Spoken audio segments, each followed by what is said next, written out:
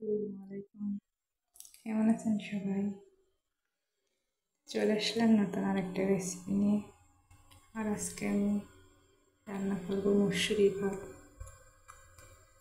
এই মুসুরি ভাত রান্না করার জন্য এখানে আমি ডাল আর চাল নিয়েছি।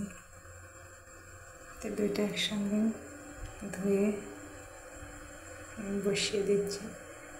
বসা ভাত যেভাবে রান্না করি ঠিক সেভাবে 4 আঙ্গুল পানি মেপে আমি চাউলটাকে বসিয়ে দিয়েছি। ভাতটা বসানোর পরে আরেক পাশে আমি মরিচ ভেজে নিচ্ছি।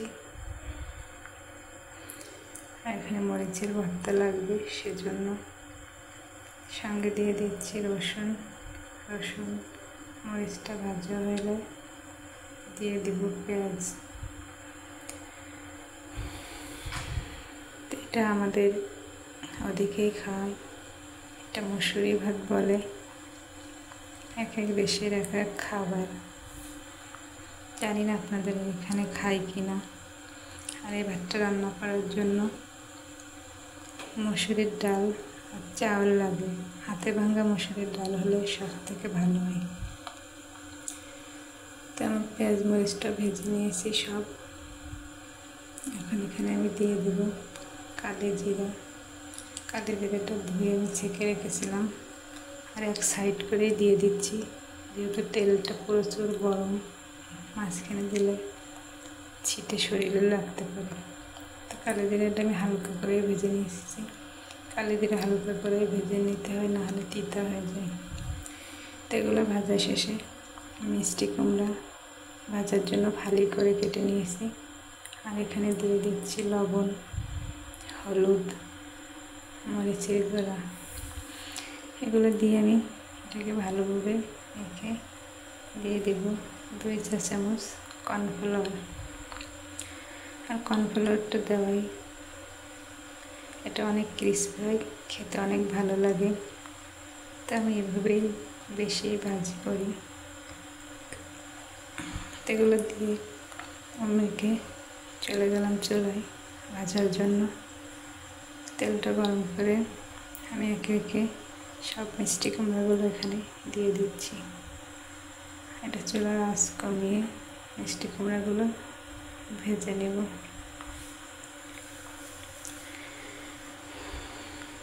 তো মিষ্টি কুমড়াগুলো আমি ভাজা শেষ, এগুলো আমি উঠিয়ে নিব। দেখুন মিষ্টি কুমড়া কিন্তু সুন্দর একটা কালার চলে এসেছে। আপনার কেমন দেখছেন জানি না, অনেক সুন্দর হয়েছে। তো এগুলো ভাজা হতে হতে আমার এদিকে ভাতটাও হয়ে গেছে। দেখুন চাল আর ডাল ফুটে কি সুন্দর হয়ে আছে। তা আবার চলে গেলাম, আবার কড়াই গরম করে এখানে কয়েক টুকরা মাছ দিয়ে দিয়েছি। মাছটাকে আমি ভুনা করে নিব, বাচ্চারা আর ভর্তা খেতে পারবে না, সেজন্য। তো মাছগুলো ভেজে নিয়েছি এবং কড়াইয়ে তেল গরম দিয়ে দিয়ে দিচ্ছি পেঁয়াজ কুচি, হলুদ, মরিচ, ধনিয়া, জিরের গুঁড়া সব কিছু দিয়ে আমি ভালোভাবে মশলাটাকে কষিয়ে নিচ্ছি। মশলাটা কষানো শেষ হলে এখানে আমি মাছগুলো দিয়ে টেনে নিচে পানি দিয়ে দেব।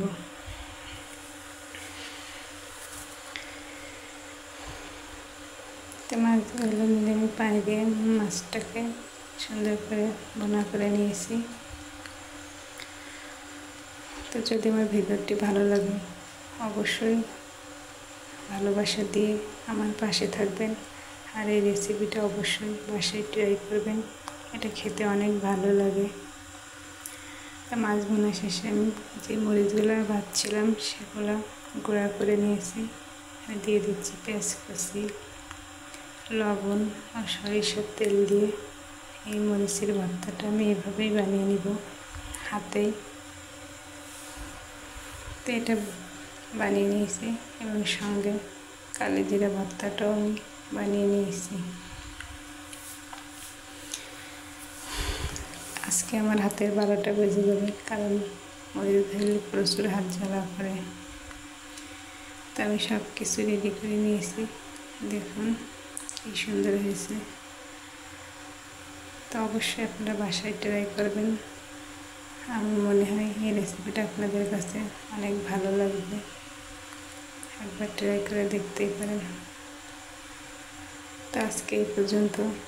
যদি আমার ভিডিও একটু ভালো লেগে থাকে অবশ্যই আমার পাশে থাকবেন, ভিডিওটি লাইক কমেন্ট করে শেয়ার করে দেবেন। সবাই সুস্থ থাকবেন, ভালো থাকবেন, নিজেদের প্রতি খেয়াল রাখবেন। আবারও দেখা হবে অন্য কোনো ভিডিওতে। আল্লাহ হাফেজ।